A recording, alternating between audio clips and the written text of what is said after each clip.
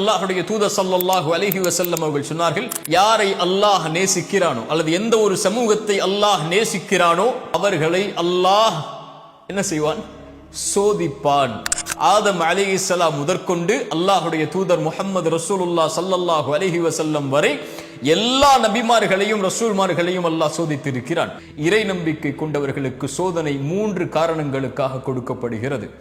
ஒன்று, அவர்களை பிரித்தறிவதற்காக. அல்லாஹ் குர்ஆனிலே கேட்கிறான், ஈமான் கொண்டோம் என்று சொல்லிவிட்டாலே அல்லாஹ் உங்களை சோதிக்காமல் விட்டுவிடுவான் என்று எண்ணிக்கொண்டீர்களா? உங்களுக்கு முன்னுள்ளவர்களையும் அல்லாஹ் சோதித்திருக்கிறான், உங்களையும் சோதிப்பான். உங்களில் யார் உண்மையாளர்கள், உங்களில் யார் பொய்யர்கள் என்று அல்லாஹ் பிரித்தறிவதற்காக. இரண்டாவது, தூய்மைப்படுத்துவதற்காக. பாவங்களிலிருந்து அவர்களை தூய்மைப்படுத்தி அல்லாஹ்வின் பக்கம் நெருக்கமாக்கி பாவம் இல்லாதவராக மாற்றி அல்லாஹ்விடத்தில் அவரை நெருங்குவதற்குரிய வழிகளுக்காக அல்லாஹ் சோதனைகளை கொடுப்பான்.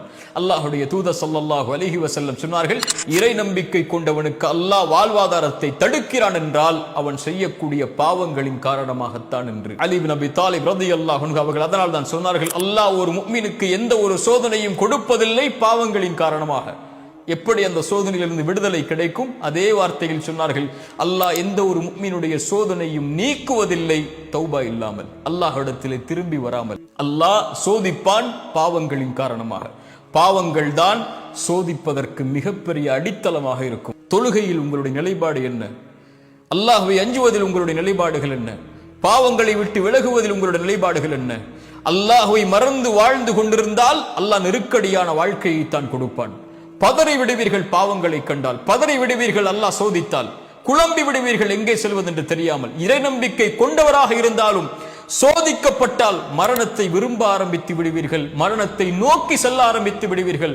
மூன்றாவது, அல்லாஹ் சோதிப்பதுடைய அடிப்படை அல்லாஹ் அந்தஸ்துகளை உயர்த்துவதற்காக. தூதர் முன்பின் பாவங்கள் மன்னிக்கப்பட்டவர்கள், ஆனால் அல்லாஹ் அவர்களை ஆரம்பம் முதல் இறுதி வரை சோதித்தான், மரணம் வரை சோதித்தான். ஏன்? அவர்களுடைய அந்தஸ்தை அல்லாஹ் உயர்த்துவதற்காக. சோதனைகளை கொடுத்து கொடுத்து கொடுத்து ஒரு முஃமினை அல்லாஹ் பலப்படுத்தி பலப்படுத்தி பலப்படுத்தி பொறுமையின் கூலியை கொடுத்து பொருத்தத்தின் கூலியை கொடுத்து அல்லாஹ் அவனை நெருக்கமாக்கி கொண்டே வருவான், அந்தஸ்துகளை உயர்த்தி கொண்டே வருவான். அந்த அந்தஸ்தை அல்லாஹ் ரப்புல் ஆலமீன் நாளை மறுமையில் வெளிப்படுத்துவான்.